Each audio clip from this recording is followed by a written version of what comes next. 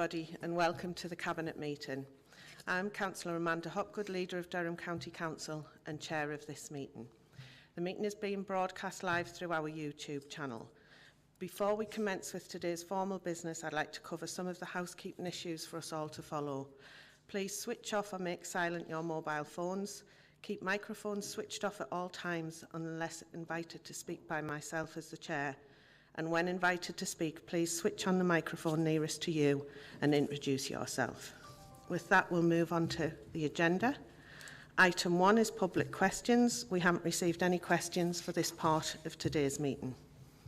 Item 2, minutes. Please can I have a mover and seconder to the minutes of the meeting on the 14th of December? Chair, move those minutes, please. Councillor Alan Shield to move. Seconder, please. Second the minutes, thank you. Councillor Susan MacDonald, second those. Can we agree the minutes is a correct record? Okay, I can confirm, therefore, the minutes are agreed. Item 3, declarations of interest. Are there any declarations from any members? Right, there is from myself, so I will leave the meeting under item 10 as I have a relevant interest to declare with regarding the mainstream primary and secondary formula funding for 2023-24. At that stage, Councillor Bell will take over chairing the meeting for the remainder. Item 4, medium-term financial plan 2023-24 to 2026-27 and revenue budget 2023-24. Report of the Corporate Director for Resources. Could I please ask Paul Darby, Corporate Director of Resources, to present the report? Thank you, Chair, and good morning, members. Paul Darby, the Corporate Director of Resources. This report presents Cabinet with an update to our medium-term financial plan forecasts covering the period 23-24 to 2026-27. It builds on the two previous reports considered by Cabinet in July and October of last year as we build up to the budget and MTFP setting process next month. This is not the final budget report and no decisions are being made today in terms of the council tax setting, and the report does not include details of the capital programme or any of the other budget setting decisions that we'll need to take next month. Those are matters for consideration by Cabinet in February and by Council next month also. The report provides an overview of the autumn statement announcements on the 17th of November and details of the provisional local government finance settlement which was published on the 19th of December. Appended to the report is an updated MTFP model showing an updated forecast over the next 4 years, including the impact of the provisional local government finance settlement, a range of additional budget pressures, a revised set of assumptions in terms of council tax increases across the next 4 years, and some additional savings proposals that have been developed since we considered the report in October. At paragraphs 39 to 60, there is a detailed overview of the autumn statement, and at paragraphs 62 to 65, there is an overview of the provisional local government finance settlement, where in overall terms, the position for the Council is better than we were previously forecasting for 23-24 and for 24-25. This is through a combination of CPI uplifts in our revenue support grant, in business rates section 31 grants, in our top-up funding also, plus some additional funding that's been made available for children and adult social care, net of some reductions in funding that have been applied. There is, however, significant uncertainty beyond 24-25, with more difficult financial settlements widely expected from 25-26 onwards, when the Chancellor will face some very tough choices over taxation levels and public expenditure restraint, given the level of national borrowing at this time. As noted, the provisional settlement has provided some additional much-needed funding for children and adult social care, which, together with the resources that can be raised from the adult social care precept, will help us in meeting the significant pressures we are facing in these budgets. Significantly, the resources that were initially being made available to fund the new social care reform impacts has been retained to help meet the inflationary costs arising from CPI and national living wage increases instead, with the cost pressures from the charging reforms deferred to 25-26 and the fair cost of care requirements removed at this stage. As members will see, though, the additional funding provided and the additional resources we can generate from the social care precept fall some way short of the pressures we'll face in both adult and children's social care next year.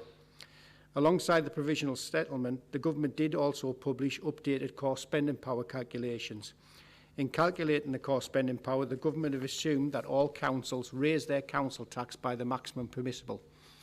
The settlement confirmed the announcements made in the autumn statement, where the council tax referendum limit was increased to 2.99% from next year, and the council was also given additional flexibility to levy an adult social care precept of 2% next year and 2% the year after.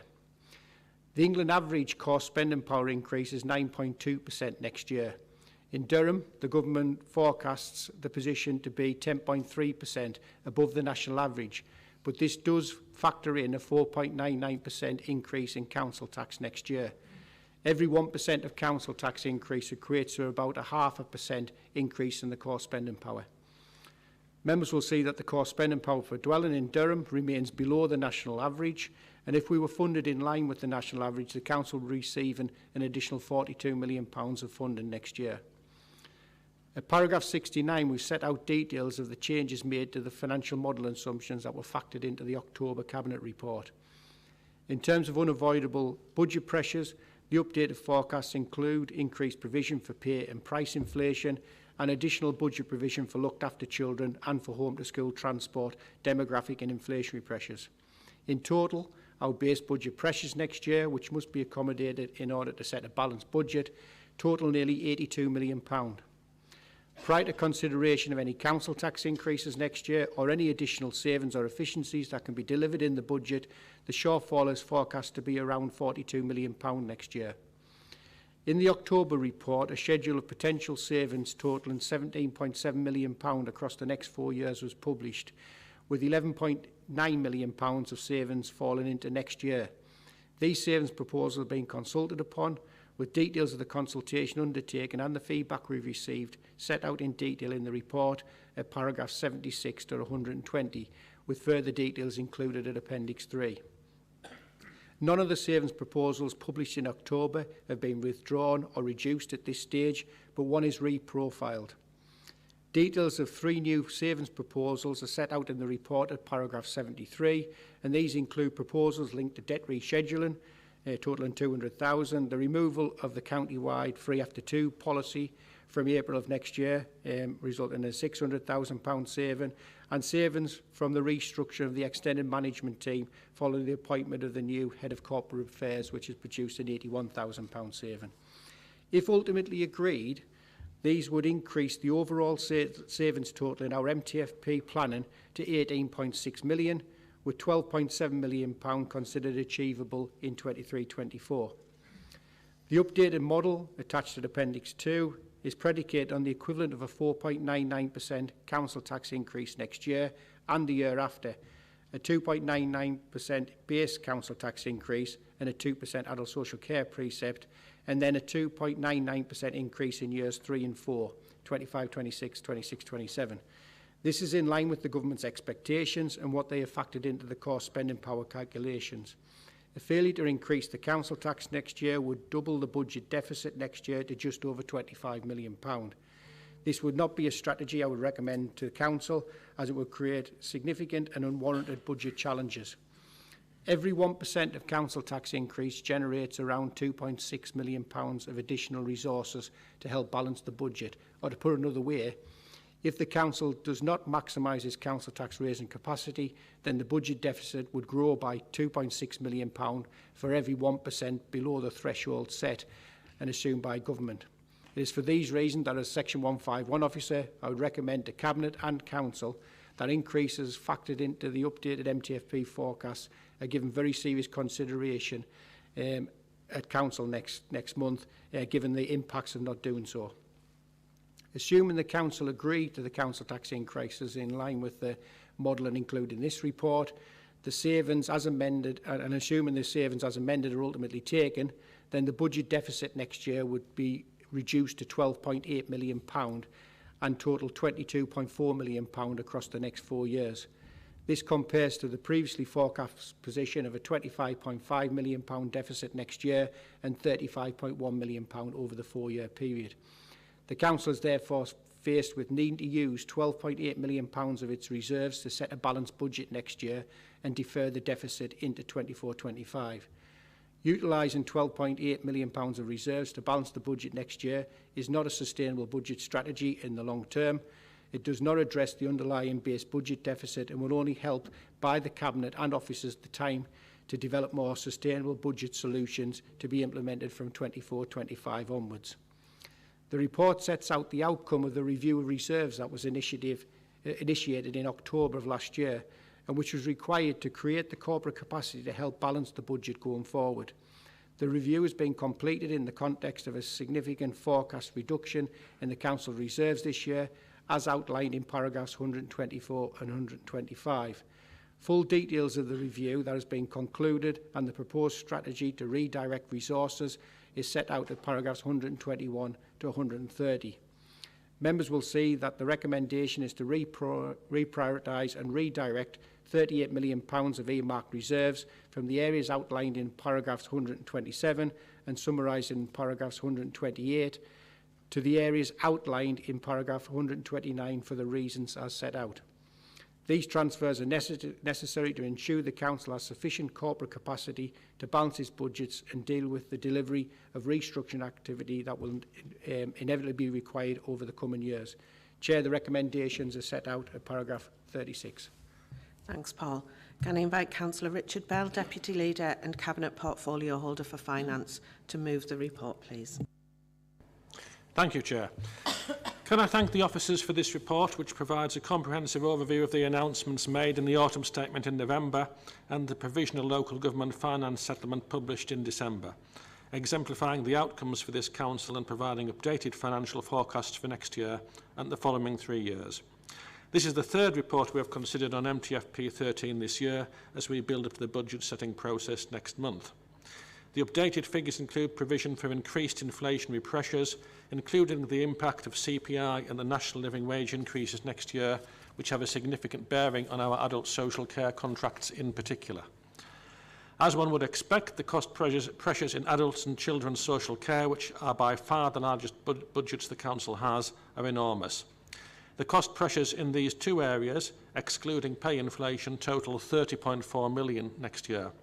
The additional revenue generated from an adult social care precept and specific grant funding for these areas falls well short of the cost pressures we face, in part due to our low tax raising capacity, a matter I have consistently raised with government. We're also seeing significant and enduring cost pressures in our home to school transport budgets, which will need a budget increase of £8.3 million this next year. In overall terms, we face spending pressures totalling £81.9 million next year, which includes around £19.5 million pressure for pay inflation, with £7 million of this relating to the shortfall in the current budget following the local government pay award this year. The cost pressures from energy price inflation remain very volatile, but the budget provision remains in line with the figures factored into the October report at this stage, with a budget uplift of £9 million included in the budget next year.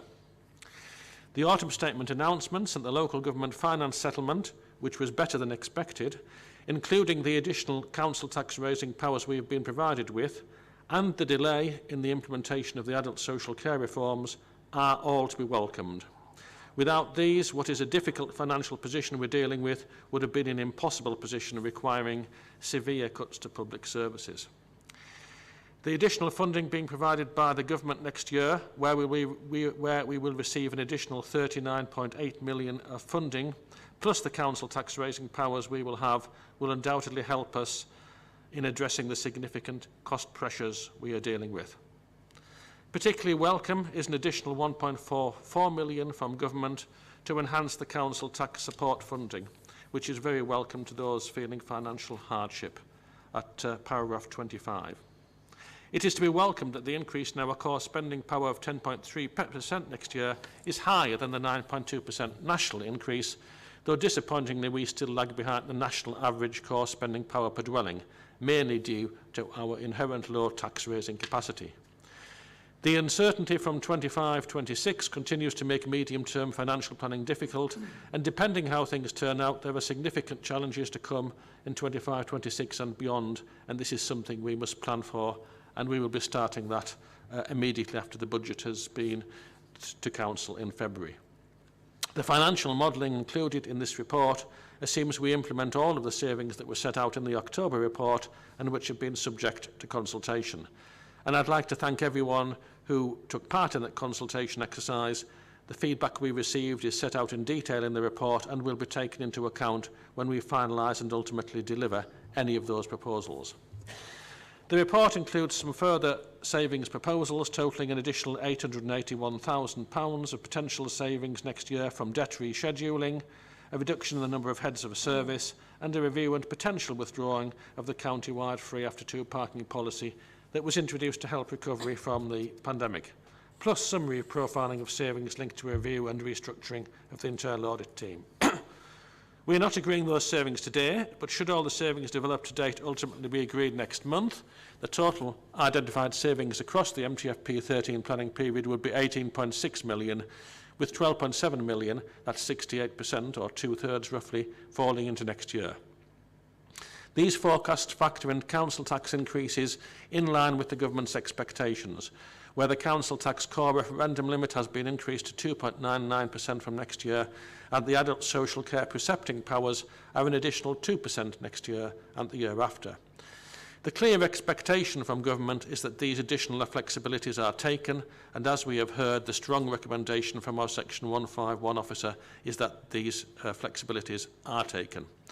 Assuming that the Council increases the council tax by the maximum permissible without a referendum and that the updated savings proposals are ultimately taken and delivered, then the budget shortfall next year will be £12.9 million, rising to £22.4 million over the four-year planning period. Beyond the next year, the cost estimates are more indicative and will undoubtedly change, and there's significant uncertainty over the funding settlements beyond 24-25. Both of these factors could materially change the medium-term forecasts. We will therefore have to be flexible in our approach in terms of planning for the next 4 financial years so that we can continue to support residents in County Durham in the best way we can.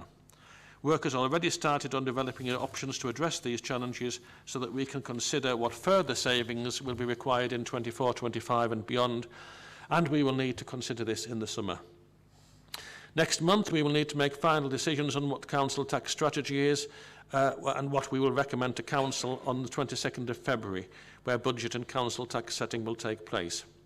A 4.99% increase in our council tax next year represents an increase of around £1.12 to £1.50 per week for the majority of households across the county, with those on low incomes fully protected through our council tax reduction scheme.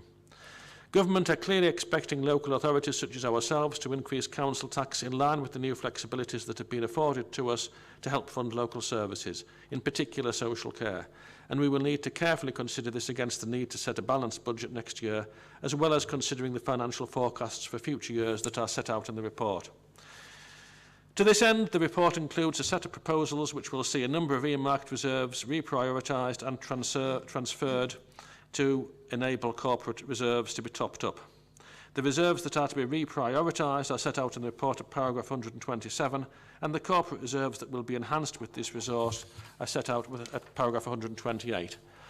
It is important that we follow the advice of our Section 151 officer in terms of the sufficiency of our reserves.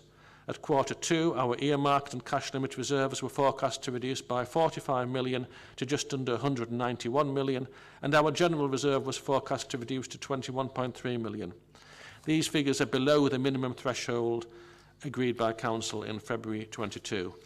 It is simply not sustainable to underpin the budget indefinitely from reserves, as we will need to address the underlying budget position and ensure that we can live within our means. Utilising the medium-term financial plan reserve next year is legitimate because it will give us some time to develop savings proposals that will mean we do not have to keep supporting day-to-day spending from reserves. With that, Chair, I would move the report and recommendations as set out in paragraph 36. Thank you. Thanks, Richard. Can I also thank our officers for the work undertaken to prepare the MTFP 13 update report we are considering here today, and to Councillor Bell and others for their contributions. Just to reiterate, we are not setting our budgets for next year today. Final decisions on that and on council tax increases will be a job for the County Council on the 22nd of February. This report builds on the information we considered in July and October and updates our financial forecasts for next year and beyond as we prepare for the budget setting meeting next month. Importantly, it includes the outcome of the consultation on the budget strategy and savings proposals that were set out in the October report and the outcome of the review of reserves that has been undertaken, with proposals to reprioritise resources and build up corporate capacity for the challenges we will face over the medium term. As Paul has identified, there are a number of necessary revisions to our previous medium-term financial planning assumptions, building in updated forecasts for pay and price inflation and other unavoidable budget pressures, in addition to the outcomes of the local government finance settlement published just before Christmas, following the autumn statement published in mid-November. Whilst the updated MTFP forecasts are undoubtedly still extremely challenging, the additional funding announced over the next 2 years, allied with the increased council tax raising powers we have been given and the delay in the implementation of the social care reforms, has reduced the scale of the challenge in terms of balancing our budgets, at least for the short term. However, the scale of the challenges we face in terms of the unavoidable cost pressures, as outlined by Councillor Bell, should not be understated. We are, as has been stated, still challenged by our inherent low tax raising capacity as a council, and the improved position presented in these forecasts is also reliant upon us taking up the additional council tax raising powers that have been given to us, with a clear expectation from government that local authorities take up the additional council tax raising powers given to them. There is significant uncertainty over the funding we will receive beyond 2025-26, where the state of the national finances and the forecasts published in the autumn statement would indicate we could well face grant cuts from 2025-26 onwards. Our MTFP forecasts at this stage do not factor in any loss of government grant in 2025-26 and beyond, which is a distinct possibility. The updated forecasts show that even if we maximise our council tax raising powers over the next 4 years, which the government expect us to do so, we will still have a £41 million shortfall to bridge over the next 4 years, with £25.6 million, or 62% of this, falling next year. If the updated savings proposals are ultimately taken and agreed at Cabinet and Council next month, the shortfall next year would reduce to £12.9 million. This is still a significant budget deficit.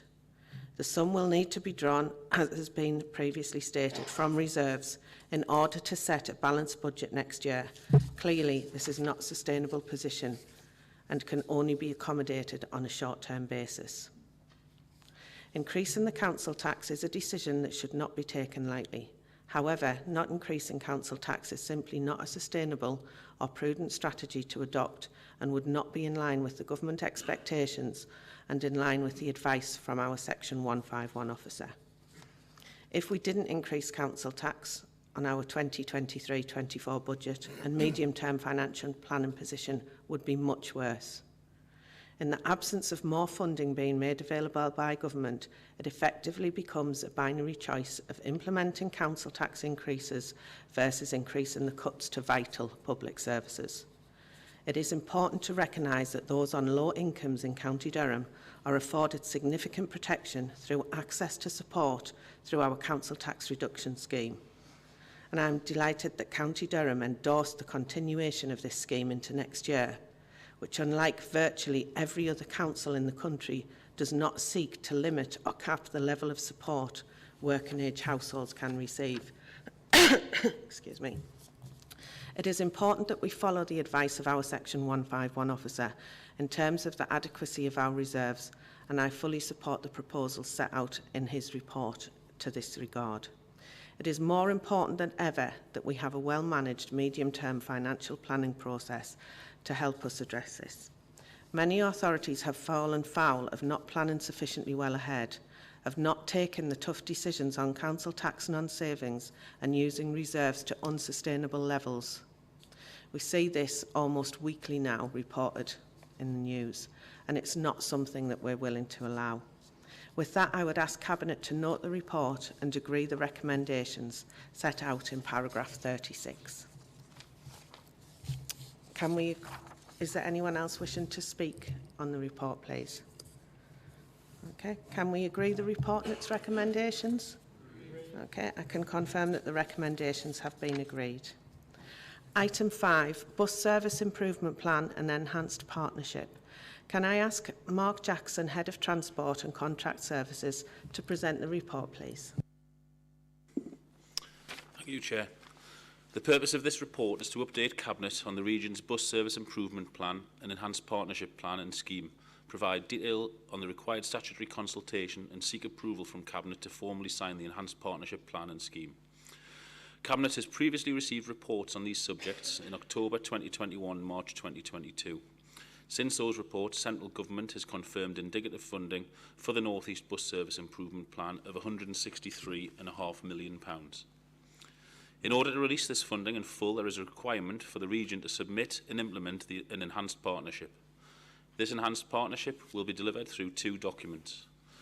The Enhanced Partnership Plan, which is a clear vision of the improvements to bus services that the Enhanced Partnership is aiming to deliver, mirroring the Bus Service Improvement Plan, and the Enhanced Partnership Scheme, an accompanying document that sets out the requirements that need to be met by local services that stop in the geographical area defined in the Enhanced Partnership Scheme to achieve Bus Service Improvement Plan outcomes. Both of these documents are appendices to the report.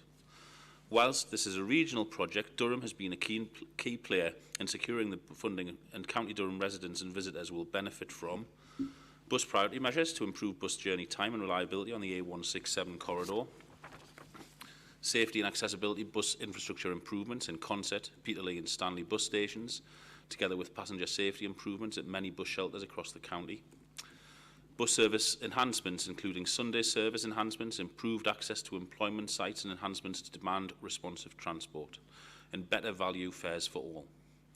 Governance of the programme will be via a partnership board, though decision-making will remain through the region's Joint Transport Committee and, of course, this Council's own democratic processes. The recommendations are set out in paragraph 7, and Cabinet is recommended to note the contents of the report and appendices, to note and approve the work streams for Durham, a summary of which are set out in paragraph 17 of the report, and full details are in the EP Scheme Appendix 2, to agree that Durham County Council can act as a signatory to the EP plan and scheme, noting the legal consequences for doing so, and agree delegated authority for the Corporate Director of Regeneration, Economy and Growth to sign the document on behalf of the County Council, and finally to agree delegated authority for the Corporate Director of Regeneration, Economy and Growth, following consultation with the Cabinet Portfolio Holder for Economy and Partnerships, to make amendments to the EP plan and scheme and associated funding between schemes. This may be necessary, for example, once final scheme and procurement costs are known. Thank you, Chair. Thanks, Mark. Can I invite Councillor Elizabeth Scott, Cabinet Portfolio Holder for Economy and Partnerships, to move the report, please? Thank you, Chair. As the portfolio holder responsible for transport, I'm acutely aware that bus services are a lifeline to many of our residents in County Durham, helping them get to and from their places of work, schools or colleges, and enabling them to access other essential services. That's why Durham played a key role in ensuring the inclusion of many work streams in the aspirational Bus Service Improvement Plan for the region. I'm delighted that the region has received over £163 million of indicative funding. The amount is significant, being the largest indicative funding amount for any Bus Service Improvement Plan area. Whilst it does not cover the costs of full delivery of all of the North East proposals, it will enable delivery of key work streams such as better value fares and improvements to bus services within County Durham, which will provide significant benefits to residents and visitors to our county. I'm also pleased to see that central government initiatives such as the new bus fare cap introduced on the 1st of January 2023 and remaining in place until the 31st of March, which introduces a £2 fare cap on single tickets. These types of initiatives complement the planned BSIP delivery proposals for Durham and the wider region. I therefore propose the recommendations in paragraph 7 of the report. Thank you. Can I invite Councillor John Shuttleworth, Cabinet Portfolio Holder for Rural Communities and Highways, to second the report, please? Yeah, thanks, Chair. I think, as we all know, local bus services have been impacted by the pandemic and the recent rise in costs. It's therefore essential that we see transformation of our bus services as they play a key part in achieving so many of our corporate objectives, which in turn support our economy, our environment and our communities. On the basis of that, I'd like to second the report. Thank you. Thanks, John. Is there anyone else wishing to speak to the report, please? Okay, can we agree the report and its recommendations? Thanks. I can confirm that the recommendations are agreed. Move on to item 6, North East Devolution. Can I ask John Hewitt, Chief Executive, to present the report, please? Thank you, Chair, and good morning, members.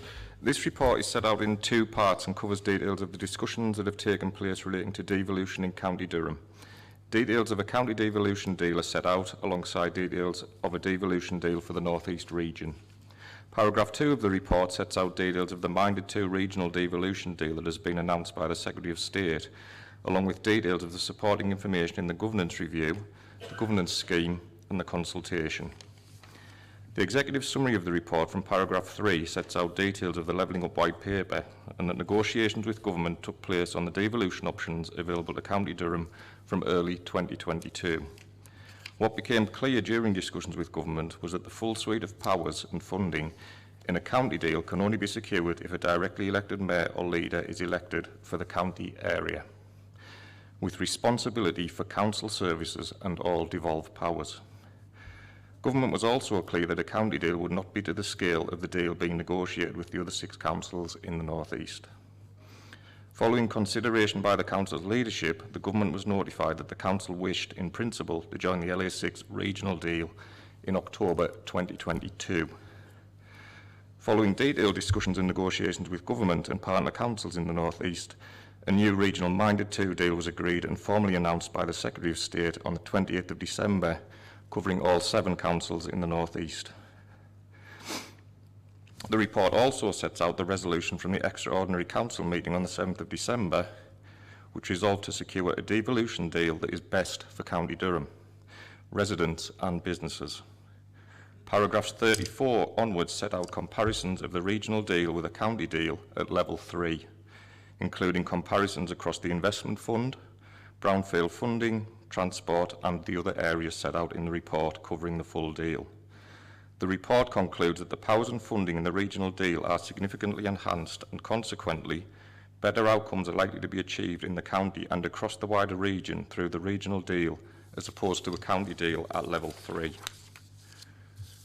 The remainder of the report sets out details of the Minded 2 deal with the key elements set out in paragraph 79 of the report, including 4.2 billion of additional investment in the region over the next 30 years and the opportunity for deeper devolution through the trailblazer status that's afforded to the regional deal. Details of the governance review that has been prepared are set out from paragraph 83 and the document is attached at appendix 4. The findings from the review are set out in paragraph 84 of the report, concluding that the relevant statutory criteria have been met. A draft scheme is set out from paragraph 86 and attached at appendix 5, which explains how the new mayoral combined authority will be constituted and the functions that it would hold. Finally, paragraph 88 sets out details of the statutory consultation that will follow, and paragraph 89 sets out the next steps following the 8-week consultation process. This is in line with the process followed for all devolution deals. The recommendations in the report are set out at paragraph 19, including the next steps in the process. Thank you, Chair. Thanks, John. We've received a number of questions for this item this morning, so I'm going to invite those members who submitted questions in the following order, and the order is in which the questions came in. So it's Councillor Cathy Hunt, Councillor Joe Quinn, Councillor Jan Blakey, Councillor Eddie Adam, Councillor David Sutton-Lloyd and Councillor Patricia Joplin. So can I invite Councillor Cathy Hunt to ask her question, please?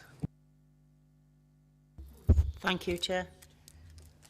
It's been stated in the press that Durham will be missing out on transport money in the devolution deal. Please can the Cabinet Member explain what money will be available to Durham and how it compares to a county deal? Thank you. Sorry, Councillor Cathy Hunt. Can I thank Councillor Hunt for her question? The simple fact is that Durham is protecting and enhancing its position relating to long-term transport funding, and it is not the case that the county is missing out on transport money, as has been suggested. The approach to transport funding for Level 3 devolution deals is different between mayoral combined authority deals and county deals. For mayoral combined authority deals, the government has allocated £5.7 billion under the City Region Sustainable Transport Programme. However, this funding is not available in county deals. In the LA7 deal, a total of £563 million of transport funding is identified under the CRSTS, and this lasts until 2027. With the exception of £147 million of funding, which is unallocated, the remainder will be allocated across the 7 local authorities for local investment. In Durham, this amount will be £86 million for the period until 2027. The £147 million was negotiated by the LA6 authorities prior to Durham joining the deal, and as such is available to them until 2027. After that date, and for the remaining 27 years of the LA7 deal, Durham will have access to any similar transport funds that the government allocates to the North East Mayoral Combined Authority. A county deal would not include CRSTS funding and would only include the local transport funding for the county as identified above. This is borne out by the fact that the 3 recently announced county deals in Cornwall, Norfolk and Suffolk did not include CRSTS funding. In other words, if Durham were to pursue a county deal, then it would in fact miss out on the ability to access long-term CRSTS funding. However, in stark contrast, by being a member of the North East Mayoral Combined Authority, the county is in a much better position and is able to access long-term regional funding transport money for 27 years out of the 30-year deal. Can I invite Councillor Joe Quinn to ask his question, please? Thank you, Chair. Can Cabinet please explain how transport funding will work in the new devolved authority? What stays the same, what changes and what's new? For example, how would I progress a bid for capital spending for the Leamside line into Ferry Hill? Thank you, Chair. Yeah. Can I thank Councillor Quinn for his question? And I refer Councillor Quinn to the reply on funding that was given in relation to the question to Councillor Hunt. But in addition, in a new North East Mayoral Combined Authority, the Mayor and Cabinet will take over the responsibilities of the Joint Transport Committee that currently covers regional transport priorities for the LA7 area and includes members from each local authority. It is anticipated that the current arrangements for the delivery of local transport services and maintenance will be carried out by the County Council under similar arrangements that the Council has had with the Joint Transport Committee for many years. The scheme at Appendix 5 provides the powers for businesses as usual in local transport services to be maintained in the new North East Mayoral Combined arrangements. Local members will still be able to raise and support transport infrastructure projects. It is worth noting that the regionally significant Leamside line is referenced on 4 occasions in the Minded 2 deal and also included in the regional transport strategy adopted by the region in 2021. Could I now invite, please, Councillor Jan Blakey to ask her question? Yes, thank you, Chair. Would Cabinet please confirm that under this deal, the 7 council leaders and the elected mayor will each have an equal 1/8 vote in decision making? I thank Councillor Blakey for her question. The information contained in the scheme, which is at Appendix 5 in the Cabinet report, confirms that there are 8 full and equal voting members of the Cabinet. The 8 are the elected mayor and the representatives of each of the 7 North East constituent member authorities. The Mayor will chair the Cabinet, however, the Chair has no additional Acaston votes. Can I now ask Councillor Eddie Adam to ask his question, please? Thank you, Chair. Councillor Eddie Adam, representing Aycliffe West Division. I'd like to draw Cabinet members' attention and members here to Appendix 5 called The Scheme, and that can be found on page 114 of the report, specifically referencing sections 2.4 to 2.12 that relate to the North East Mayoral Combined Authority's functions and financial raising powers. For example, the scheme states that there is to be a mayor's budget, 3 transport levies, a precept raising council tax for a mayoral office, a mayor's budget, costs of mayoral spending plans. Secretary of State will allow the mayor to borrow. Business rate supplements that allows the mayor to raise rates for investment from businesses. Constituent councils funding the North East Mayor Combined Authority will meet the costs of the mayor's office. In addition, the scheme states that the mayor can appoint a deputy mayor from the constituent members. The mayor may also appoint one person as a political advisor. There is obviously a remuneration panel related to function of the mayor's office. The mayor shall be paid an allowance, and the North East Mayoral Combined Authority shall approve a scheme for allowances for the members of that authority. Chair, this report identifies a range of opportunities and impacts of a North East Mayoral Combined Authority devolution deal, and it offers up a so-called comparison with a County Durham deal. However, there is no comparison with the functioning of the North East Mayoral Combined Authority. So for the matter of clarity and openness, I would like to ask the Leader of the Council to provide members with details related to the following questions. A. What are the cost comparisons of an elected county deal leader stroke mayor, cabinet and the North East Mayoral Combined Authority? What are the estimated allowances for an elected mayor and the deputy mayor, including the 10 cabinet members and a political advisor?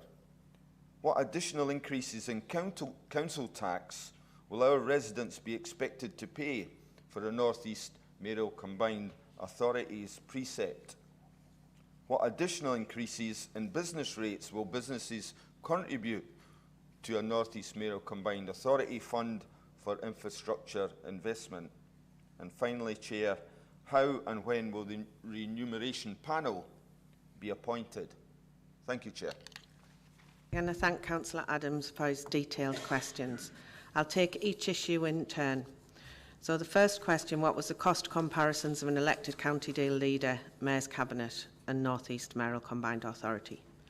During discussions and also in making comparisons between a county and LA7 deal, there was no detailed work undertaken for the costs of running the devolution deal in either scenario. This was not a material consideration in making a comparison between types of deal, as historically with devolution deals, the running costs of the Mayoral Combined Authority or the additional costs to the County Council would be met from the revenue funding provided by government in the deal itself. Paragraph 42 of the Minded To deal explains how the running costs of the North East Mayoral Combined Authority will work. The costs of the North East Mayoral Combined Authority will be met from the overall resources of the authority, including any new resources secured by the Combined Authority following the agreement of the deal. To support the Combined Authority in its early stages, the Government will provide £1 million in capacity funding in 2023-24 and 2024-25. Once the establishing legislation is made and the assurance framework confirmed with Government, any future capacity funding will be subject to spending reviews in line with arrangements for other devolution deals. Although a county deal was not concluded, the recently announced county deals in Cornwall, Norfolk and Suffolk contain similar wording. The second question relates to what are the estimated allowances for an elected mayor and their deputy mayor, 10 cabinet members and a political advisor. At this stage, no estimates have been produced for these costs, and this will evolve as the detailed implementation work develops over the coming months and annual budgets for the new combined authority are established. This is in line with arrangements in other devolution deals that have been agreed. We understand that in all cases the salaries of the mayors and associated running costs for their office are matters of public record, and the same level of transparency will take place in the North East.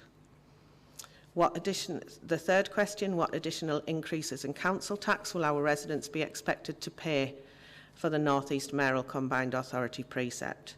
As I have covered earlier, the overall running cost of the North East Mayoral Combined Authority will be met from the revenue funding provided by government in the devolution deal. I therefore would not expect there to be any additional increases in council tax for any residents within the LA7 region through a mayoral precept for the reasons I have previously stated, in that all costs can be met from the revenue funding provided by government. The fourth question, what additional increases in business rates will businesses contribute to fund the North East Mayoral Combined Authority infrastructure investment? Ultimately, any decision to increase business rates in an area will be one for the Mayor and the new combined authority.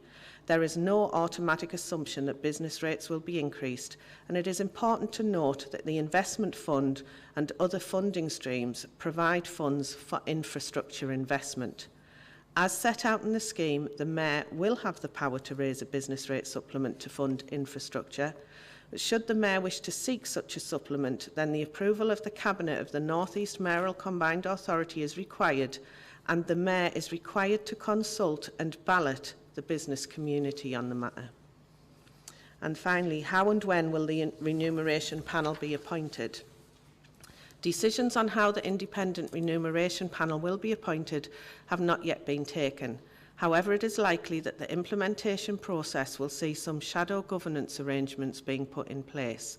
If this is the case, then those shadow arrangements, which will involve all 7 councils, will enable the panel to be appointed so that the North East Mayoral Combined Authority can consider the panel's report and findings in relation to any remuneration matters. Thank you. Can I now invite Councillor David Sutton-Lloyd to ask his question, please? Thank you, Chair. Councillor David Sutton-Lloyd, Aycliffe North and Midridge. Would we have access to the Trailblazer scheme if we went for a county deal? Can I thank Councillor Sutton-Lloyd for his question?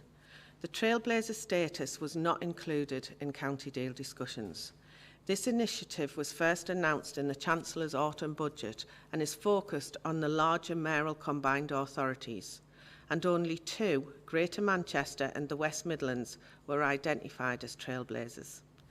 Trailblazer status was not offered in any county deal discussions and is not included in any of the 3 recently announced county deals in Cornwall, Norfolk or Suffolk.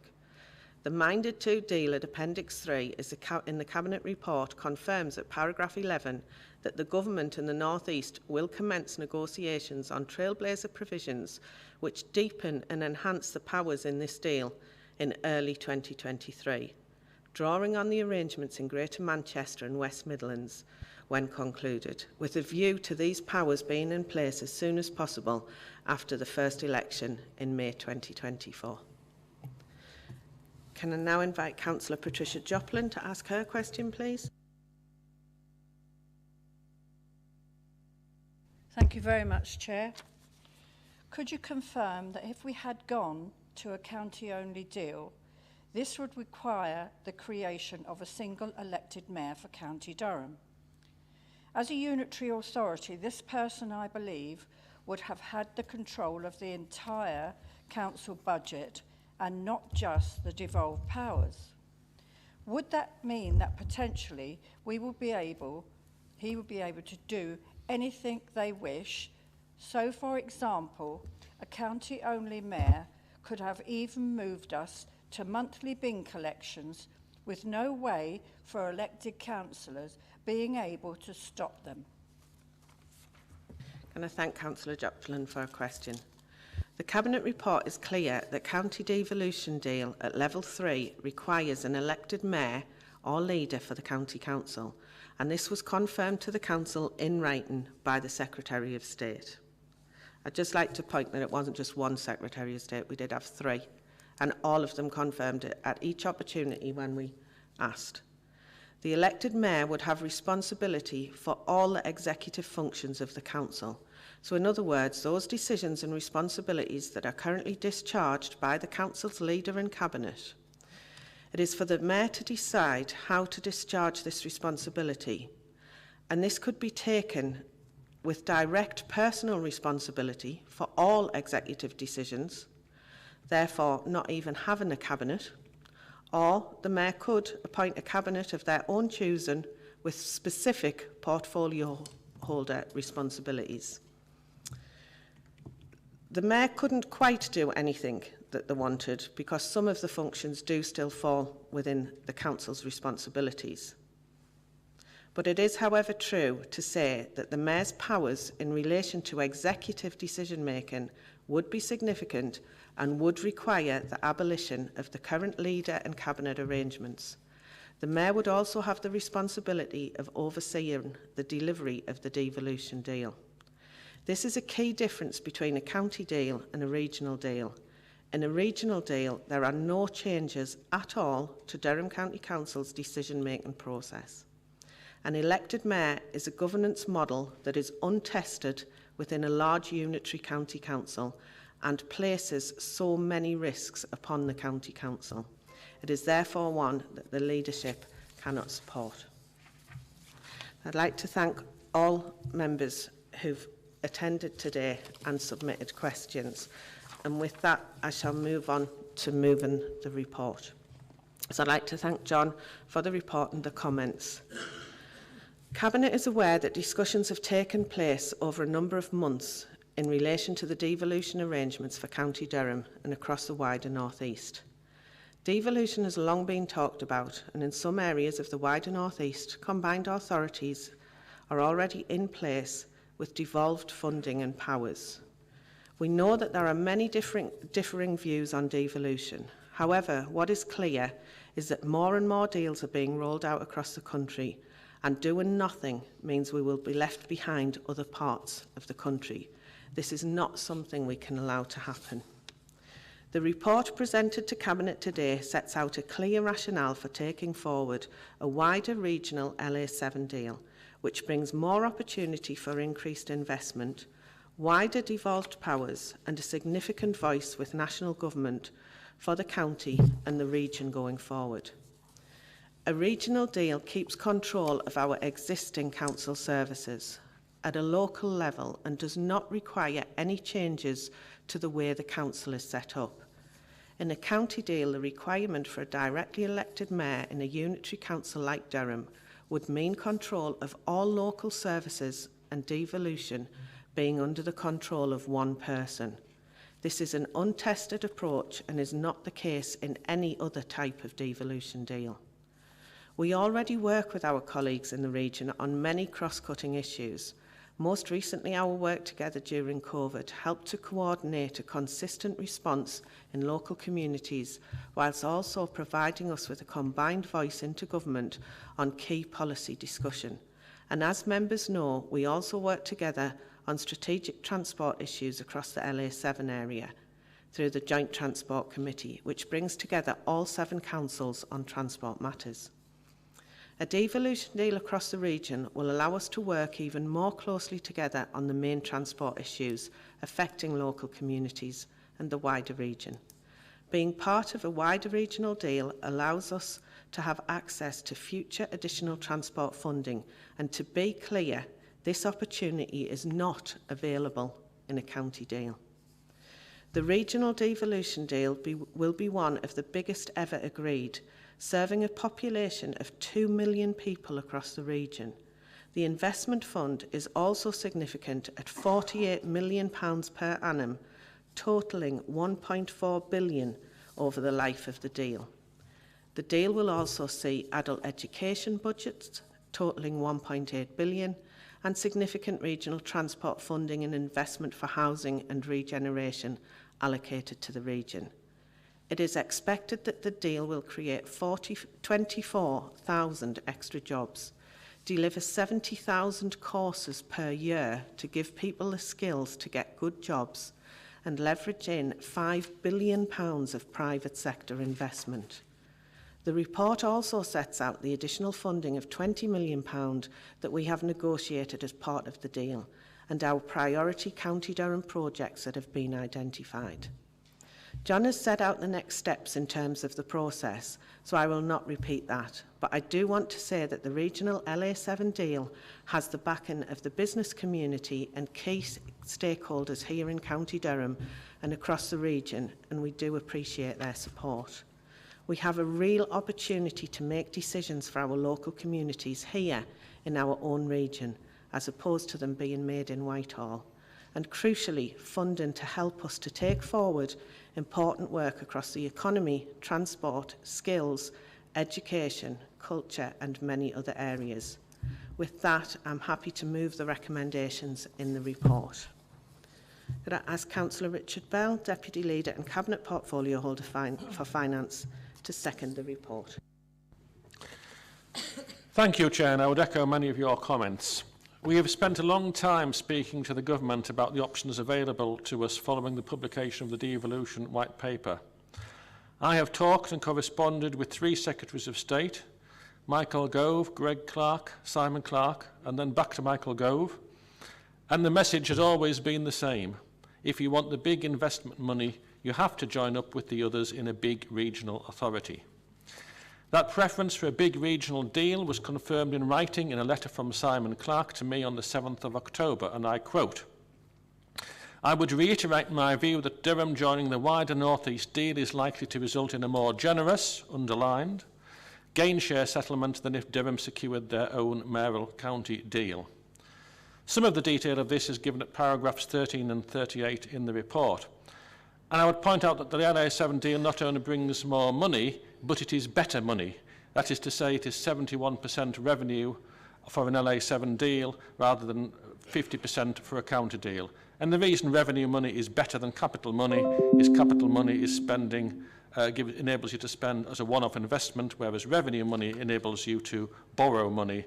In other words, you can do a lot more for your money, a lot more investment. The quantum of funding and powers available in a wider regional deal are significantly better than those on offer for an equivalent county deal. And further, the size and scale of the deal means that the combined authority will have a significant voice with government going forward, something that will be invaluable for all the local authorities in the deal. As well as bringing fewer powers and less money, a county deal had a further disadvantage. The requirement for a directly elected mayor or leader within a county deal would place huge powers in the hands of one individual, including control of all council services and not just the devolved powers. This would have been a fundamental change to the way the council was run, which would have marginalised councillors and full council. The report sets out clearly the reasons why a regional LA7 deal is preferred. It provides more opportunity for investment, deeper devolved powers and speedy access to even more devolved powers through trailblazer status, which is normally only afforded to those areas who have already demonstrated their credentials in delivering outcomes. Under an LA7 deal, the day-to-day operation of Durham County Council and all its services is unaffected. Rightly, some people will be concerned about decision-making. All local authorities in the deal are represented at the table for decision-making purposes, and these arrangements have already worked well in the North of Tyne Combined Authority for all of the local authorities involved. As has been said, doing nothing is not an option. We have a decision to make to ensure we bring the best deal forward for our businesses and communities. And we know key stakeholders and the business community are very supportive of the LA7 deal. I believe the report is clear about the LA7 deal being the best option that is available for County Durham and the wider region, taking account of the financial aspects of the deal, the governance issues and the wider powers that are and will be available. We look forward to working with the other 6 councils and the Mayor to make a success of this exciting new development. And with that, Chair, I am happy to second the report and the recommendations at paragraph 19. Thanks, Richard. Is there any other members wishing to speak? Yeah. Councillor Shield. Thank you, Chair. Councillor Alan Shield, member for the Ledgate and Memsey Division. and Cabinet Member for Equality and Inclusion. Can I first say that this devolution issue is probably the most important decision that this Council has made and probably will have to make. On that basis, all decisions should be intelligence-led and evidence-based, with specific referenced information from the corporate management team, and not subject to persistent misleading information built on misconceptions, misinterpretations, or deliberately being at best economic with the truth to gain any undue political advantage. The subject matter is whether Durham County Council would fare better as part of the devolution-based mayoral combined authority, shortened to NEMCA, or the LA7, rather than a standalone mayoral-led Durham County Council with total control for the devolution aspect as well as the normal day-to-day running of the council. If the latter was considered to be the preferred democratic decision, then we need to be seriously conscious that County Durham would be in competition across the rest of the North East region with the LA6 as well as the Tees Valley Combined Authority to gain access to government funding opportunities via devolved powers. Not only would County Durham be in competition with our stated North East neighbours, but it's probable that would be significantly down the pecking order for future devolution funding opportunities with the creation of other combined or standalone authorities across England, namely Cornwall, Derbyshire, Nottinghamshire, Hull and East Yorkshire. There have been questions raised by members whether County Durham would get its fair share of funding. But in essence, that question could be raised by any other member of the LA6. But being part of an LA7 deal would provide County Durham, being the largest by population density, accounting for more than a quarter of the LA7 population, with a significant voice to ensure the fair and equitable distribution of the devolution funding. This LA7 deal presents a compelling economic and strategic case for a mayoral combined authority across the LA7 geography, providing a huge investment fund with potential for significant leverage to grow our economy, creating opportunities for our residents and communities. This could be considered a once-in-a-lifetime opportunity and could provide further support to address those left-behind neighbourhoods across the North East and including County Durham. I acknowledge that some concerns raised by fellow members of the Joint Administration, including independent members, about the political alignment within the Labour-dominated LA7. But the general consensus is that we'd rather be inside the political enclave than outside, allowing us to promote economic collaboration, working together with our regional colleagues rather than competition with them. And also, I found it absolutely astounding that the Joint Administration, or Coalition as we're often referred to, have more confidence in the Regional Labour Party than the Durham Labour Group, who referred to receiving crumbs from the table from the creation of the LA7. The devolution information provided in the Cabinet report provides comparisons between an LA7 deal versus a standalone county deal across all aspects of investment, housing, adult education, UK Shared Prosperity Fund, transport, governance, and has clearly noted that we have significant business support from the CBI, North East Chamber of Commerce and the Small Business Federation.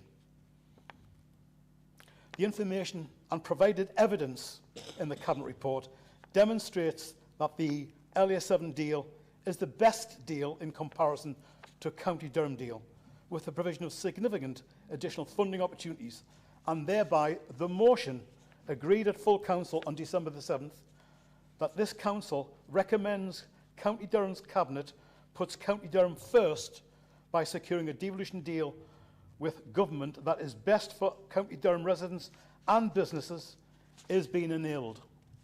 Thank you, Chair. Thanks, Alan. Councillor Shuttleworth. Thanks, Chair. I think most people in this chamber and probably across the county know I've never been a yes man. I've never just simply gone with the flow. I've asked questions. I've been open, transparent and honest. And I think In an ideal world, I would want to be part of anything, but it's the difference between having money, more money into the county, or no money into the county. And for the benefit of my residents and those across the county, we've got to go into this with an open mind, join in, get the money, and in particular, they can't just ignore the rurality of Northumberland or County Durham, because it's a huge swipe right across the north of England.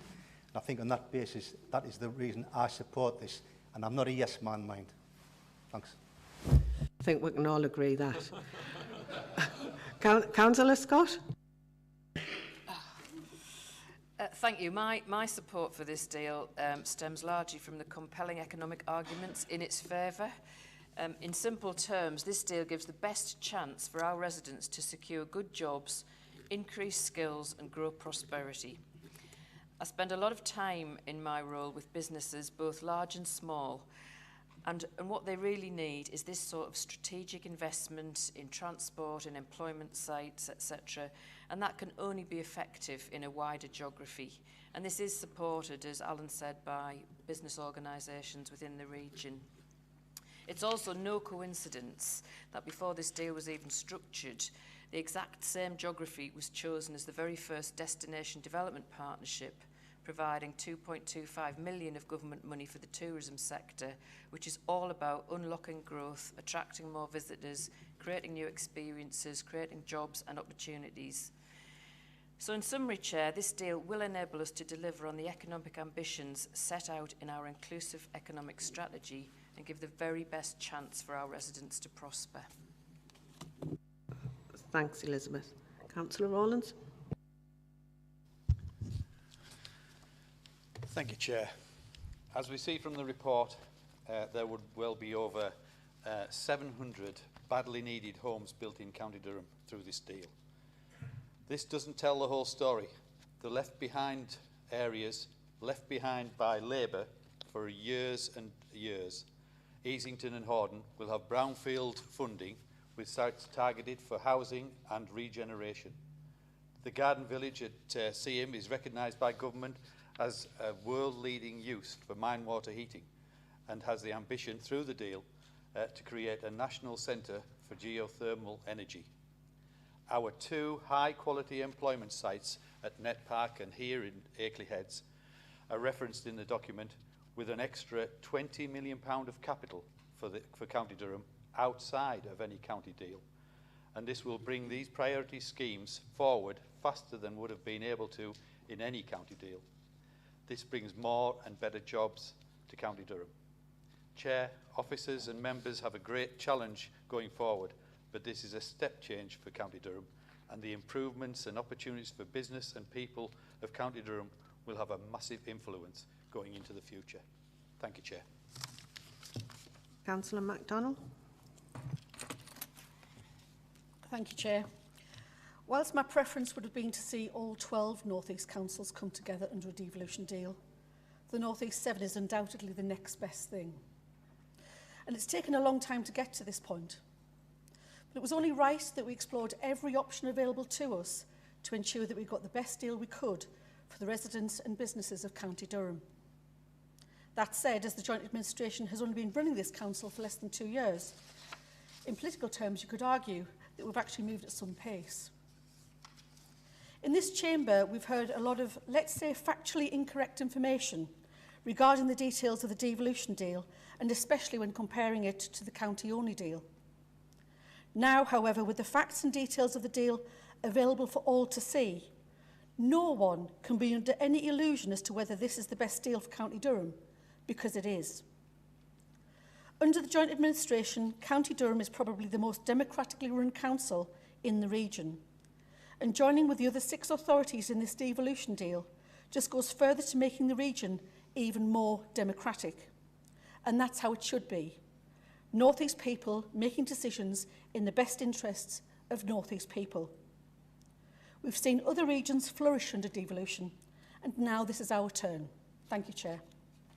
Thanks, Susan. Councillor Wilkes? Thank you, Chair. Councillor Mark Wilkes, who can't get his machine to work. There we go.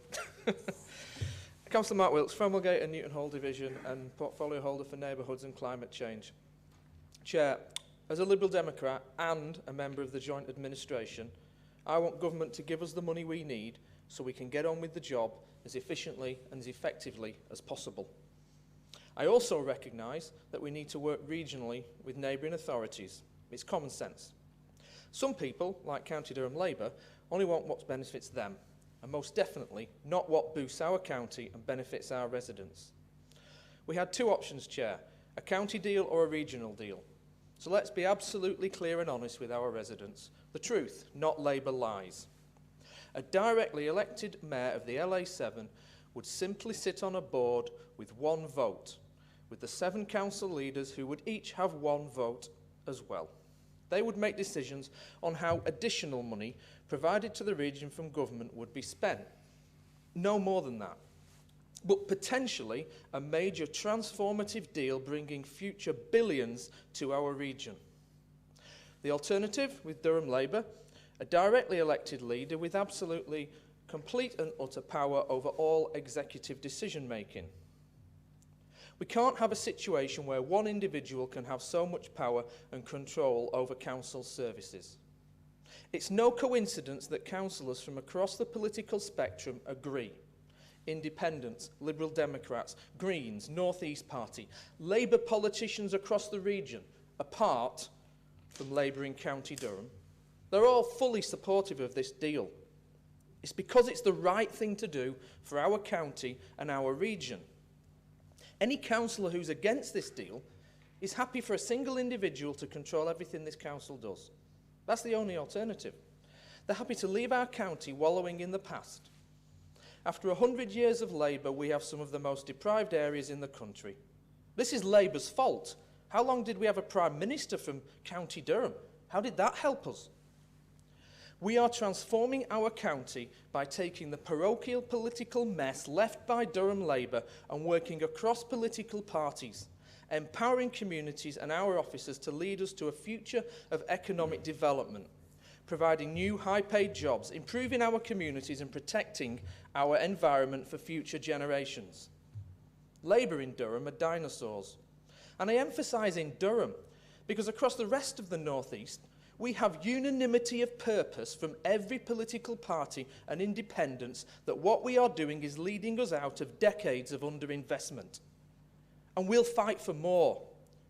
But Durham Labour want one individual to decide on how every penny our council spent is directed, leaving us underinvested and leaving us in the past.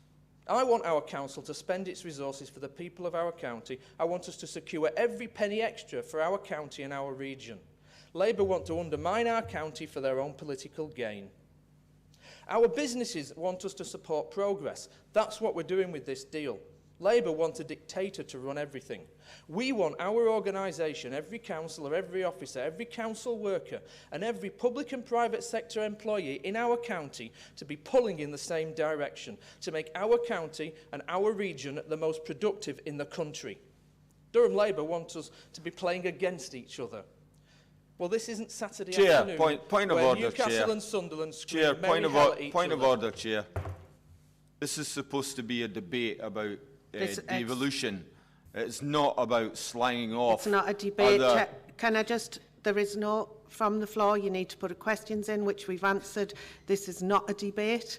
This is Cabinet members allowed, quite rightly, to make their views on this report. So if you'd like to continue, Councillor Wilkes. Sorry, Chair, I dispute that. Well, I'm sorry.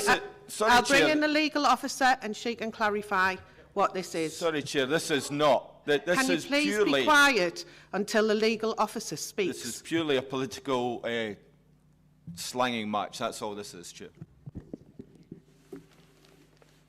Thank you, Chair. You're quite right. This isn't a debate. The Cabinet members have been invited to make speeches in relation to the item under consideration. Cabinet members are politicians and they are able to make political speech. Thank you. If you'd like to continue, Councillor Wilkes. Thanks, Chair. I've nearly finished. I won't be mentioning Labour again. This isn't a Saturday afternoon where Newcastle and Sunderland scream merry hell at each other. This is for the future, for our kids, our grandkids and our wonderful region. I, for one, back this deal because it means I'm backing everyone. So come on, let's take our county forward. For every Sunderland fan, every Newcastle fan and everyone in our region, let's get our devolution deal over the line and fight for even more. Thank you, Chair.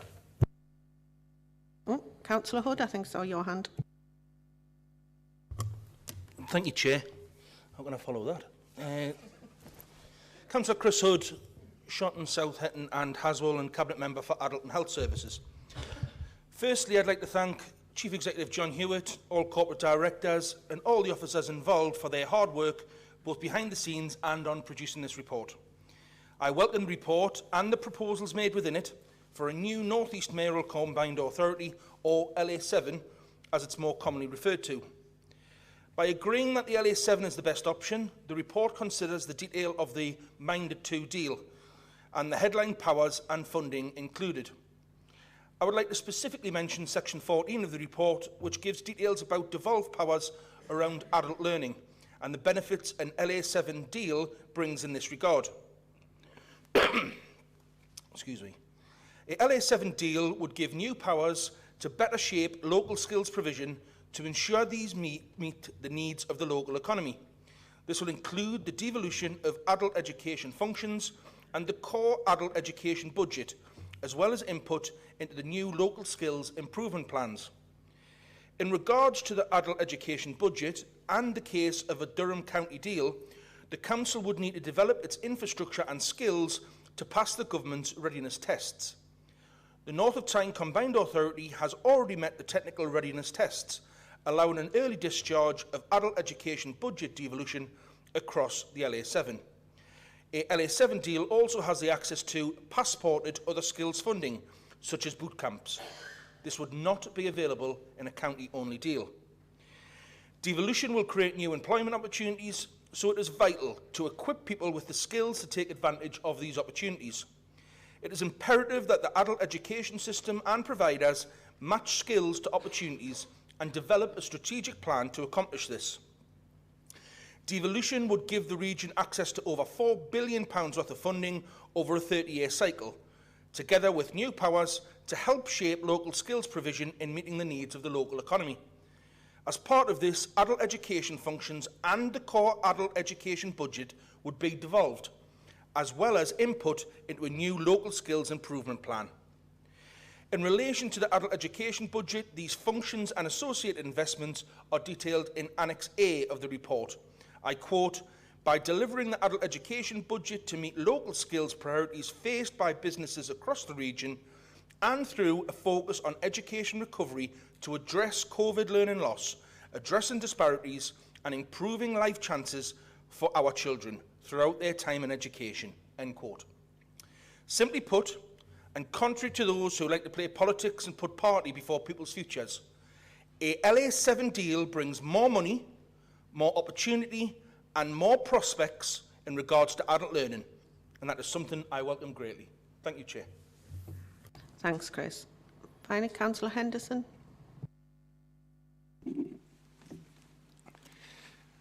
Thank you, Chair. Councillor Ted Henderson, the Councillor for Barnard Castle West, which is in the sheep country around the North East. I'm also the Cabinet Portfolio holder for Children and Young People Services. I welcome this deal. We in the department that I have work closely with the LA7 anyway. And it's only at times that we can sit and discuss and work out plans of what's the best thing to do for the children and the people who are about to leave school, that we can come up with an answer to this. I'm hoping that by becoming part of the LA7 officially, that we can work as a team and bring the chances, the opportunities and everything else that we can to the children of the North East. That, as far as I'm concerned, is the main thing. And as long as we can work as a team across the North East, not just as a county, but as the North East, that will suit me fine. I welcome the arrangement with the LA7. Thank you very much, Chair. Thanks, Ted. Right, I think all Cabinet members have spoken now. So on that, can we agree the report and its recommendations? Agreed. Okay, I can confirm that the recommendations are agreed. Move on to item 7 now, which is the future of County Council allotments. Can I ask Alan Patrickson, Corporate Director of Neighbourhoods and Climate Change, to present the report, please? Thank you, Chair. This report brings to Cabinet an updated package of measures for the future of County Council allotments, including updated policy and tenancy agreements, setting out a range of management and procedural changes which build on the work of the Environment and Sustainable Communities Overview and Scrutiny Committee report of January 2020, alongside an update on ongoing work to deliver these recommendations, and also an update on recent investments which complement these changes and reinvigorate service provision. The Council manages over 4,000 allotment plots across 166 sites around the county. These arrangements are a mix of direct letting, where the Council fully manages the sites, or through allotment associations, where the association manages the sites locally with a degree of autonomy. A comprehensive review of the service by the Scrutiny Committee produced a number of recommendations. A summary of these is provided in the report, with the full scrutiny report in Appendix 2. The principal recommendations included the phasing out of large animals being kept on allotment plots, a complete review of allotment sites that are not used for the purposes of cultivation, where in some cases, for instance, over time they've become garage sites, gardens or grazing sites, the encouragement of allotment associations where appropriate to be responsible for day-to-day management and control of the sites, to undertake a discussion with town and parish councils over the management of allotments. This is in keeping with the principles of the Local Government Act and the Parishes and Parish Council Regulations of 1999. A review of the system for allocating plots to co-workers and the need for a co-worker register, and a rental review, a review of plot size and greater consistency in management within the Council. A number of these measures have already been progressed, where a change to policy has not been needed, and the service has already made good progress. For example, internal management changes have already been made in line with the recommendations, and work to identify plots no longer used for cultivation has been completed, and the results are included in Appendix 7 of the report. The Local Government, Parishes and Parish Council Regulations of 1999 introduced a requirement into the Local Government Act of 1972 that allotment land should transfer to lower tier authorities which were set up after that date. In County Durham, this has been applied for the City of Durham Parish Council, where allotments have been transferred, and there are likely further opportunities to be explored. It was recognised in the review that the keeping of large animals on allotment plots is in conflict with the primary purpose of allotments for the cultivation of crops, and in some instances raises further issues of animal welfare. The new policy would see a phased approach to bringing this practice to an end, while including safeguards for those sites that have a long history and tradition of keeping animals, those which are effectively already dedicated to grazing or can be considered as small holdings, and by allowing allotment associations to designate specific areas for this purpose. This important change, along with others, is subject to sensible and proportional transition periods, and a schedule of these is set out in Appendix 5. The work of allotment associations is central to day-to-day management at 55 of the 160 council-owned sites, and a recommendation of the report is these arrangements should be replicated wherever possible, recognising the important role that associations play. The recommendation is accepted in full in this report and will be taken forward. The recent council budget allowed for further support for allotments through provision of additional revenue budget to support this transition through increased staffing and maintenance support. And in addition to this, a capital sum has been made available to allow existing groups and associations to improve facilities on their sites. This will provide an important boost to infrastructure alongside existing community resources. And given that some time has passed since the original review, it was considered timely to check back with scrutiny to ensure that they were content with the interpretation and the implementation of the original proposals. This was done at a meeting in November 2022, and the response was supportive and favourable. The committee's full response is included in the report in Appendix 8. Chair, the new allotment policy is included in the report in Appendix 3, the new tenancy agreement in Appendix 4, and the recommendations are in paragraph 11. Thanks, Alan. Can I invite Councillor James Rowlandson, Cabinet Portfolio Holder for Resources, Investments and Assets, to move the report, please? Thank you, Chair. I'm really pleased to bring this report through to Cabinet today, which presents a positive, coherent and strategic way forward for our allotment service. This report has been a long time in the making, and I was on the original Environment and Sustainable Communities scrutiny, having its origins in very valuable work done by the Environment Sustainable Communities Scrutiny Committee pre-pandemic, which was not only thoroughly executed but also had detailed in its analysis and recommendations. I would like to thank members of that committee, both past and present, for their extensive efforts to help bring this report here today. It's a pity that Labour hadn't taken the original recommendations forward. Our allotments would have been in a better state than they are now. The report presents a comprehensive new policy document, including new provisions with a number of positive improvements to process and approach, while also grasping some nettles that perhaps have been avoided in the past, but which must be dealt with to modernise the service, freeing up officer resource to focus on the important issues to the Council, to our allotment associations and most importantly to tenants. The comprehensive package put forward in this report builds on the additional resources announced in the budget and provides a framework for a healthy and robust management of allotments for cultivation of crops and the provision of locally grown food, which is the centre of the central purpose of the service. Importantly, these proposals focus on those plots used for cultivation, separating out many historic plots that are no longer actively managed, but that have clogged up the system for many years with no prospect of being brought back into horticultural use.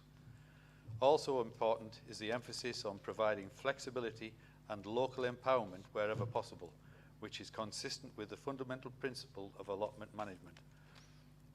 And because this new policy includes elements of change for tenants and for associations, we have built in sensible and workable transition arrangements that recognise and support the importance of continuity and sustainable management. Sorry, Chair.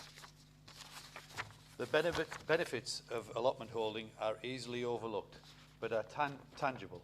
Alongside the obvious benefit of growing healthy food, allotments provide mental focus and physical exercise within an active, supportive community of like-minded individuals, all traits associated with good health and well-being. The waiting list for allotments across the county show that there still remains a strong appetite for plots, and it is important, therefore, that we do what we can to ensure the movement flourishes under our stewardship. This new package of measures demonstrate that we have provided the support needed to do just that. Chair, I move the report. Thank you. Thanks, James. Can I invite Councillor Mark Wilkes, Cabinet Portfolio Holder for Neighbourhoods and Climate Change, to second the report, please? Thank you, Chair, and I'm grateful for the opportunity to second this report. These important reforms have been some time in the making, 14 years in fact. It's quite surprising that the previous administration took a decade to even start a review of allotments after local government review. This report brings an important new and fresh approach to the service for the benefit of tenants and associations alike. Many of our allotment sites share a history that predates us, and hopefully a future that will outlive us, which is why we must take our responsibilities seriously while they remain in our care. This policy introduces some important new features that demonstrate our commitment to the service, to place resources where they need to be, and focus on the issues of the most importance to tenants and associations, providing management and support. The work of scrutiny has been invaluable, and I would like to join Councillor Rowlandson in extending thanks to those committee members who worked so hard to get through the details and take on some of the challenges that have slowed progress in the past. I'd also like to thank Councillor Rowlandson and our Director for their work and officers in the small team who help develop these proposals and who consistently punch above their weight to support our existing allotment estate. Last year, the joint administration we are all part of invested funding for staff and resources into allotments for the first time since LGR, turning around a decade of cuts and underinvestment. Allotments are good for people, good for the community and good for the environment, and I'm proud of the fact that we are helping to turn around this service. Chair, this new policy takes the service forward in a positive and meaningful way to improve the management of our sites, and I'm happy to second the report. Thank you, Chair. Thanks, Mark. Is there anyone else wishing to speak on this report? Okay. Can we agree the report and its recommendations? Okay, I can confirm that the recommendations are agreed. Item 8 is sufficiency and commissioning. Oh, that's a mouthful. Commissioning strategy for looked after children and care leavers 2022 to 2024. Can I ask John Pearce, Corporate Director of Children and Young People Services, to present the report, please? Thank you, Chair. John Pearce, Corporate Director, Children and People Services. The report provides an overview for Cabinet of the new sufficiency and commissioning strategy for children in care and care leavers. The full strategy is included as Appendix 2.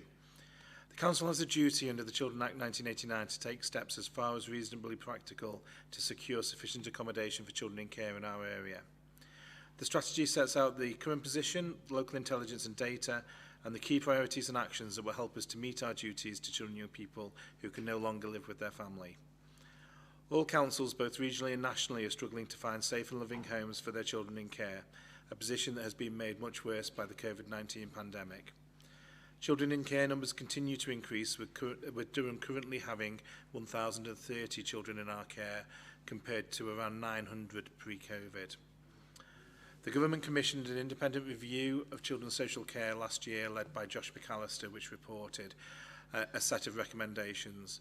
That report highlighted significant challenges for all local authorities in meeting their duties to support children in care.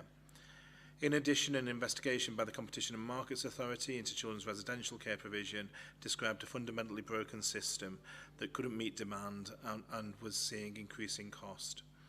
Paragraph 6 of the report details a range of challenges that the strategy is trying to address. Against this backdrop, we are trying to be as proactive as we can to try and grow capacity, with a particular focus on enabling our children to remain as close to home as possible. The strategy describes our work to grow capacity across fostering and adoption, residential provision, accommodation for care leavers, and also short breaks for children with disabilities. Significant capital funding has been committed to implement the strategy, with £3.8 million identified from the Council's capital programme, and bids also submitted for national funding to the Department for Education. All councillors and officers have a role as corporate parents, and it's important we continue to strive to provide the best possible homes for our children in care, so they are able to thrive and fulfil their potential. The recommendation to Cabinet to approve this strategy is set out in paragraph 12 of the report. Thank you, Chair. Thanks, John. Can I invite Councillor Ted Henderson, Cabinet Portfolio Holder for Children and Young People Services, to move the report, please? Thank you, Chair.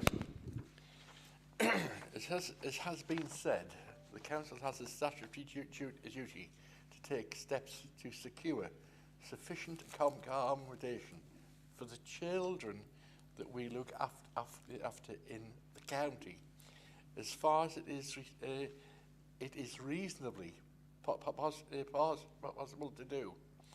This is often referred to as the Council's sufficiency duty. As stated in Section 22G of the Children's Act 1989, to take steps to secure, as far as reasonably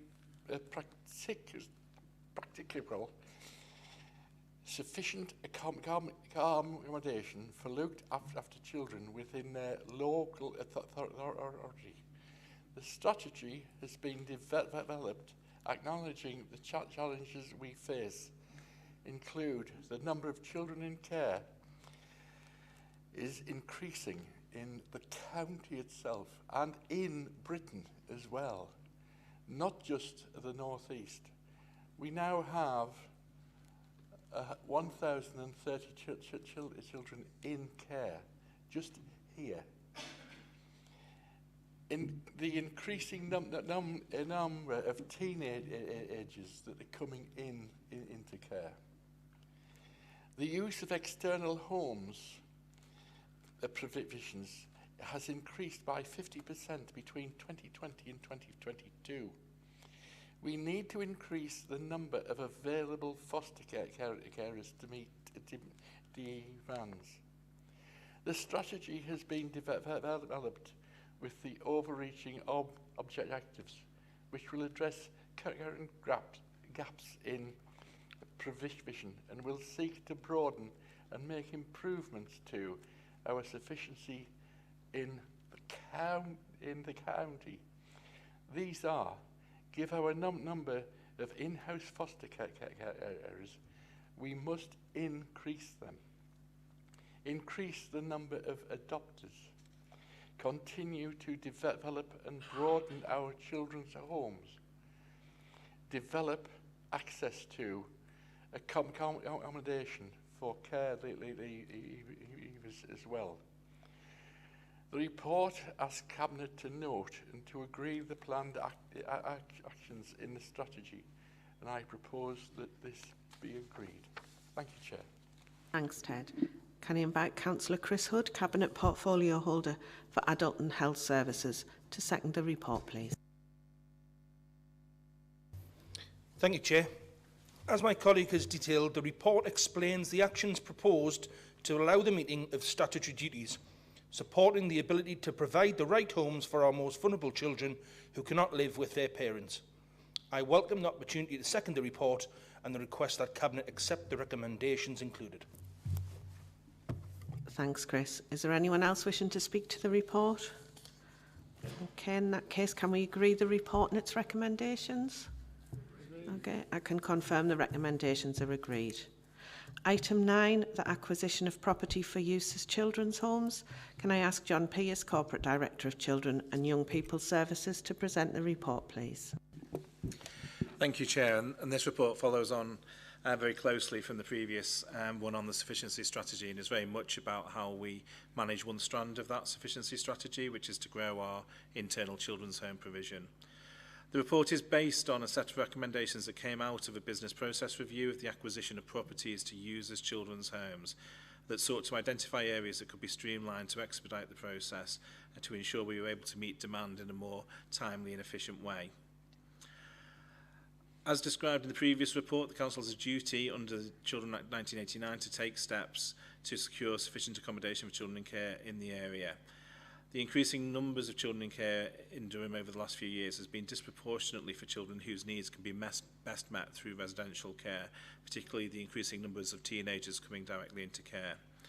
This has meant that the number of children living in external residential homes has more than doubled since the start of the pandemic in March 2020. And currently more than 40% of children living in residential care are actually living outside of the county, mainly due to lack of availability of local homes, and this will often not be in the child's best interests. As part of the sufficiency strategy, we aim to rapidly expand our in-house residential offer to try and fill this gap. We also need to broaden our residential offer to meet the increasingly complex needs of those children coming into our care.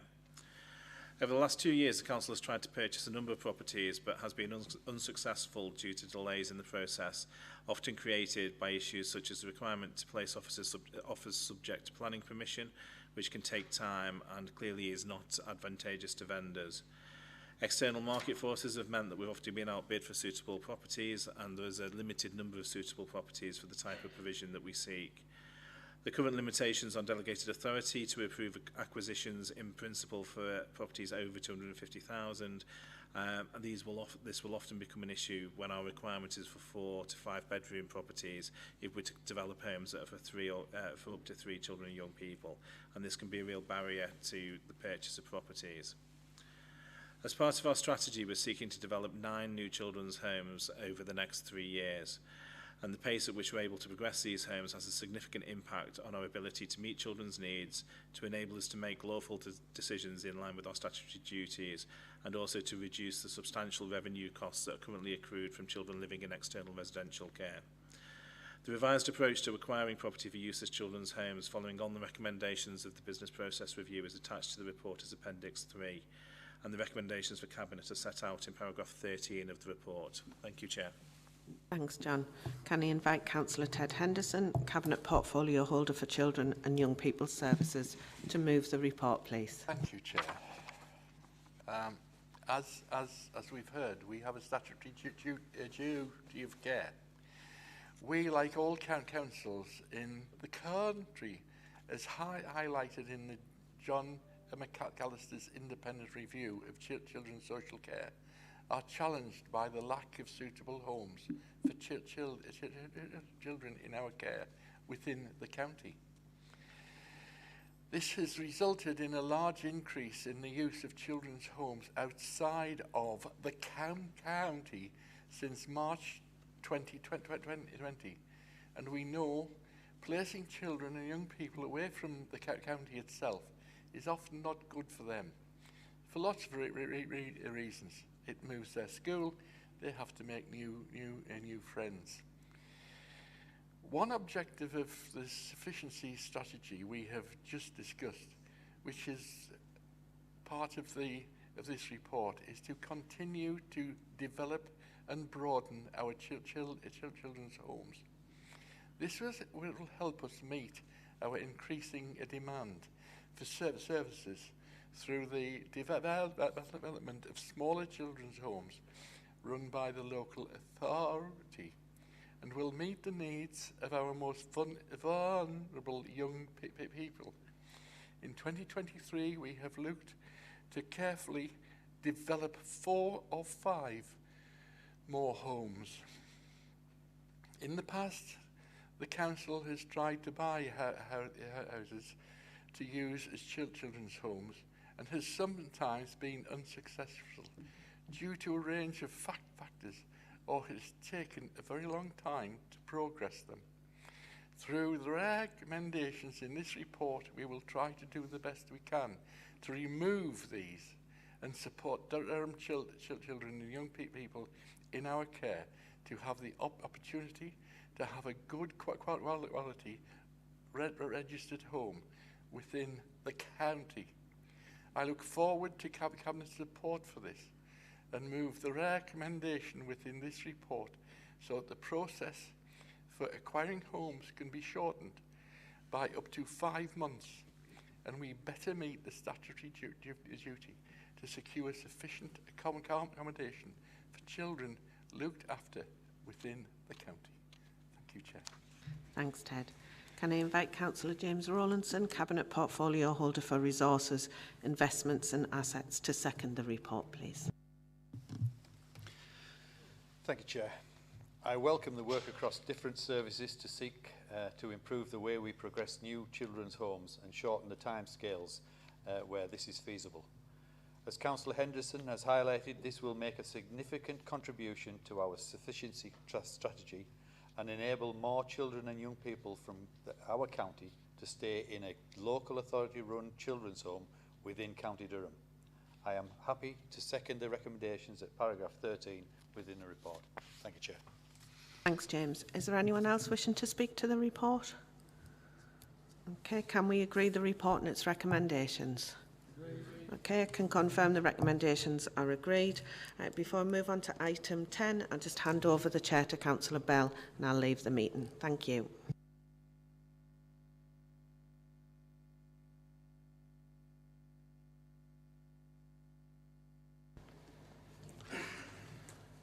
Thank you, Councillor Hopgood. The next item is mainstream primary and secondary formula funding 23-24. Paul Darby will present the report, which will be moved by Councillor Henderson as portfolio holder for Children and Young People's Services and seconded by myself as portfolio holder for finance. I'll give that introduction now so I don't introduce myself in 3 minutes' time. So with that, item 10, can I ask Mr Darby, Corporate Director of Resources, to present the report, please? Thank you, Chair.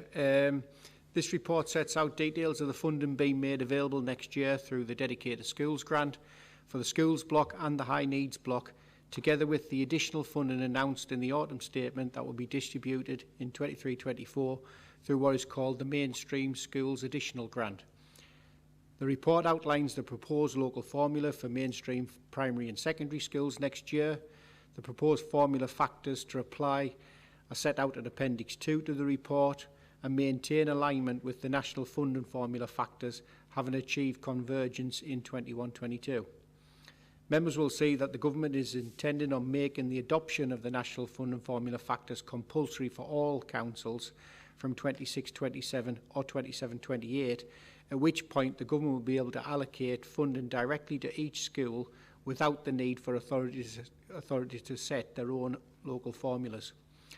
The formula proposed for next year is in line with the current formula, save for increases in the factors to reflect the additional funding being made available through the schools block next year.